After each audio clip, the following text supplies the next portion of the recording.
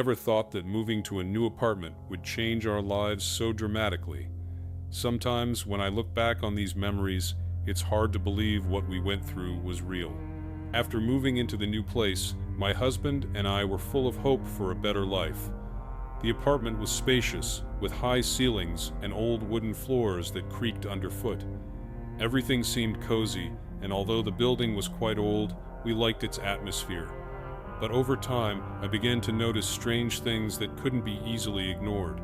The first thing I noticed was the sound. In the middle of the night, when everything in the house should have been silent, I would sometimes hear soft footsteps on the stairs, as if someone were just walking down the hallway. At first, I thought it was just the old house creaking, but the steps became clearer and clearer. One night, I woke up and tried to listen more carefully, and my heart started racing when I realized it wasn't just the floorboards creaking, these were human footsteps. My husband laughed when I told him about it. He was sure I was just overreacting because of the new place, and that it was simply the sound of the wooden structures shifting with the temperature. I tried to believe him, but with each passing day, it became more unsettling. I even started locking the doors at night, even though I knew it wouldn't change how I felt. Over time, I also began noticing that our new neighbors acted strangely. At first, everything seemed normal. We'd sometimes cross paths in the hallway, exchanging greetings. But the longer we lived there, the more it seemed they were hiding something. They never really spoke, never answered questions, and always avoided eye contact. What was particularly strange was that they never left their apartments on weekends. Whenever we went out for a walk or shopping, our neighbors would always stay inside. It felt like their apartment was somehow separated from the rest of the building. I began to wonder if they weren't even there at all.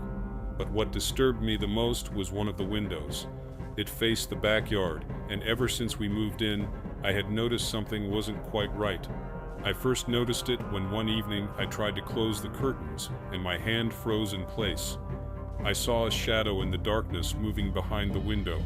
It was the shape of a person wandering beneath our windows. At first, I thought it was just an illusion, but the next night, the shadow was there again, and it looked even clearer. I decided to check if it was just my imagination.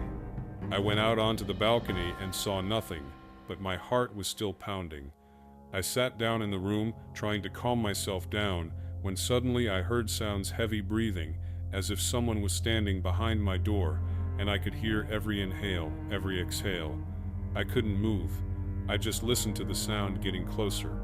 Unable to bear it, I looked up and saw a figure by the window. It didn't move, it just stood there, like a shadow that was absorbing the light around it. I immediately looked away and shut my eyes, trying to find some logical explanation. Maybe I had imagined it. But when I opened my eyes again, the shadow was still there, in the same place. Fear took over me so intensely that I could barely breathe. My husband woke up from my uneasy breathing. I tried to explain what had happened, but he couldn't understand what I was going through. He calmly walked over to the window, glanced into the night, and saw nothing. I started to think maybe it was some kind of illusion and that I just needed to calm down. But still, the feeling that someone or something was nearby didn't leave me. From the next day on, I tried to stay calm. We went to the store, took walks in the park, but at home, I couldn't shake the feeling that someone was watching us. Every time I was alone, I felt the gaze was upon me. It became my constant anxiety, one that I couldn't ignore. One evening, I was sitting in the kitchen when I heard footsteps in the hallway. It was faint, but unmistakably clear. I knew there was no one else in the house. I stood up to check, but when I opened the door, I saw only an empty hallway. It felt like I couldn't tell anymore what was real and what was just in my head. I stood there on the threshold and began to believe that we weren't really alone. And only a few weeks later, during one of these nights, I noticed that one of the neighbors' apartments was left open. The windows were dark, and the door was ajar. I couldn't shake the feeling that it might be connected to the strange things I had been sensing. We decided to move out, and although I tried not to believe in these things, when we left, I still couldn't forget that sense of constant presence that stayed with me. It was like something sinister, something that remained wherever we were and didn't want to let go of us.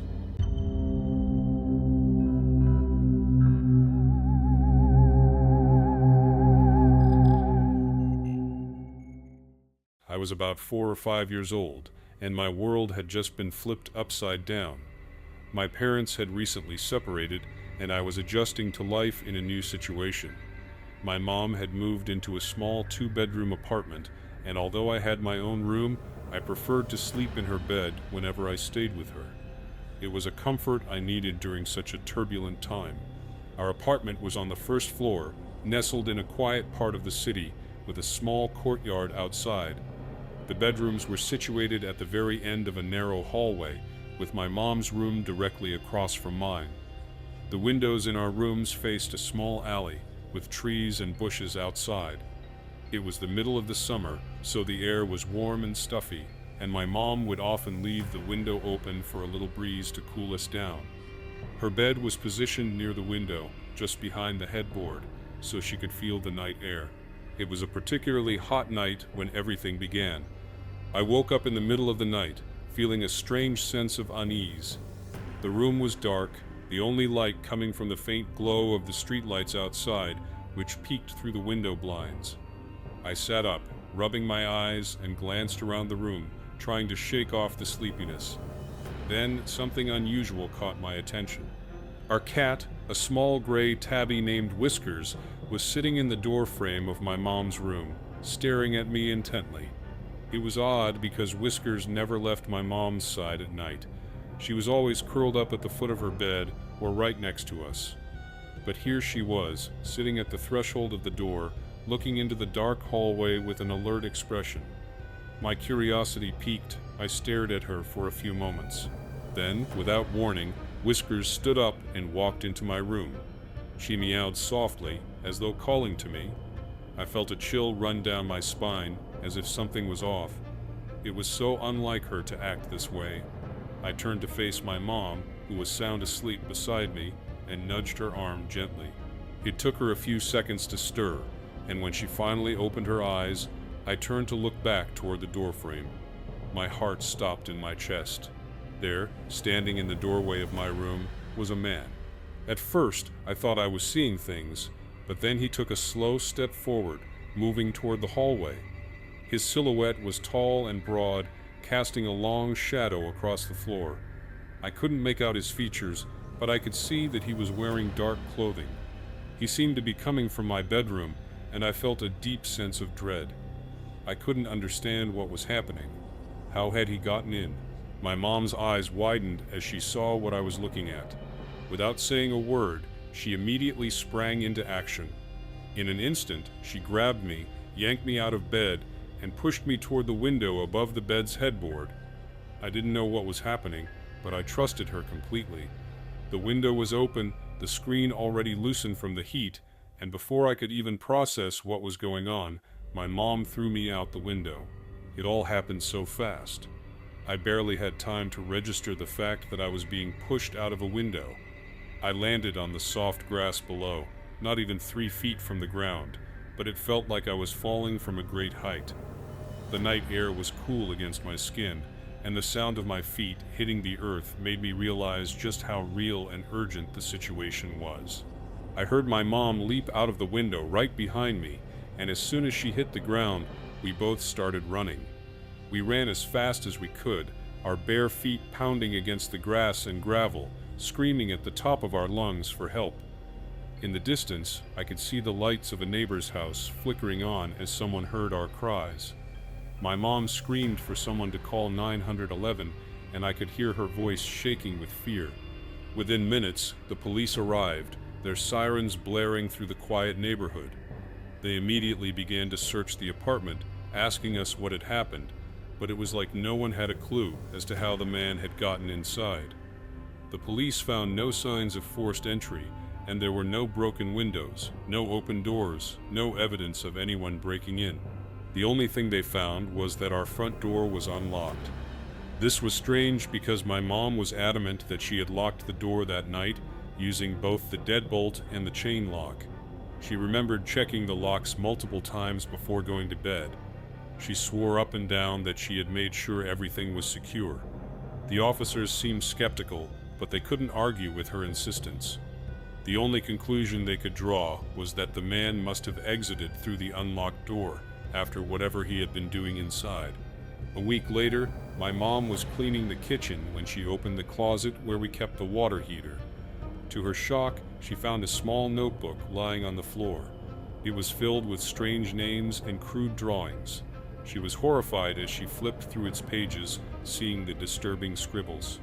Along with the notebook, there were a pair of gloves, some gum wrappers, and other small items that didn't belong to us.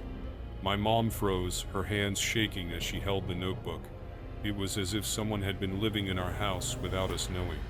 Terrified, she immediately called the police again. They came to investigate, but couldn't offer any new explanations. They speculated that the man had been in our home for some time, hiding out until we fell asleep. He must have been watching us, waiting for the perfect moment to make his move. But how had he gotten in? How had he known we would be asleep? The police couldn't answer those questions, and neither could we. To this day, I have no idea who that man was or what he wanted. My mom and I have never been able to shake the memory of that night. The thought of someone lurking in our home, watching us, still makes my skin crawl. It was an experience that changed both of us forever, and one that I will never forget. The worst part, we never knew how he got in, and we never knew if he had been there before.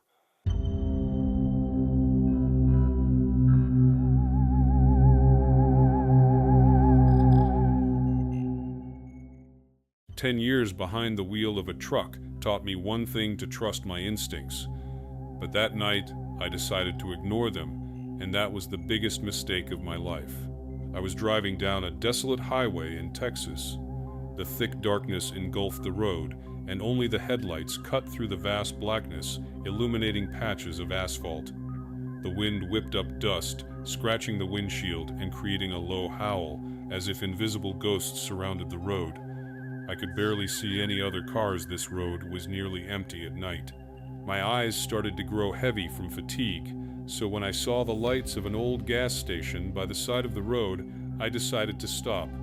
I needed to stretch my legs, grab a cup of coffee, and at least try to wake up a bit.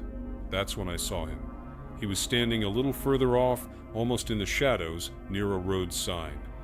Young, thin, dressed in light clothing that didn't seem suitable for the cool night air. His head was slightly lowered, and his hands were in his pockets. He wasn't waving or trying to attract attention, just standing there, staring at the road as if he knew I was going to stop. I hesitated. On one hand, I'd never picked up hitchhikers, especially not at night. But out here, there was nothing but desert and wind. If he was out here, either he had been dropped off or he had been walking for hours. Either way, he looked lost. I rolled down the window and looked at him, deciding to give him a ride. He didn't say a word, just sat down in the passenger seat. The first hour passed in suffocating silence. He sat still, looking out the window. No attempts at conversation. No unnecessary movements. I noticed that his hands were dirty, as if he'd been digging. There was sand stuck under his nails. His clothes seemed strangely worn. Stains on the sleeves that could have been dirt or something else. My unease grew, but I didn't know how to escalate the situation without looking suspicious. At one point, I saw him pull out a phone and start typing something. It was hard to see, but I managed to read a message he sent. He mentioned something about he's on Highway 90 and would be there in 20 minutes. A wave of anxiety hit me. I quickly slowed down and, trying to seem calm, I turned onto the shoulder to check the tire. While he sat quietly, I pulled out a knife and kept an eye on him. I prepared myself for whatever might happen. If this was a trap, I wasn't going to be its victim. Then, without further delay, I sat back in the driver's seat, started the engine, and drove off. My hands still gripped the knife, and I didn't look back as I pressed the gas pedal. I didn't know who these people were, but I had a gut feeling that letting this guy stay in my truck was a huge mistake. And 5 minutes later, I saw headlights in the rearview mirror. A car had stopped at the place where I let the guy off. There were 2 other people standing near it. I hit the gas and didn't stop again. My mind couldn't stop racing. How did they know I would stop right there? Why was this guy so determined to get into my truck? Were they part of a plan? I drove a few more miles, keeping an eye on the rearview mirror. The car behind me kept following, until it eventually disappeared into the darkness. I drove a few more miles, and as my tired body began to lose energy, I pulled onto a remote parking lot to rest. The night was completely silent, and my heartbeat began to slow. But even after a few minutes of quiet, I couldn't calm down. Soon, I thought I heard footsteps. It seemed like someone was approaching the truck, but I couldn't hear any noise from outside. I froze. Then, when the silence enveloped me again, I realized there was only one car in the lot, the same one that had been following me. Only now it was parked still. I got back in the driver's seat and decided not to waste any time. I needed to leave, even though it was late. I felt like every moment I spent in that place could be fatal. I wasn't going to be alone there with whoever had been stalking me. But why were they still following me? I never got an answer to that question, and for a long time, I couldn't explain why that thought kept haunting me. One thing was certain, though: I would never make the same mistake again.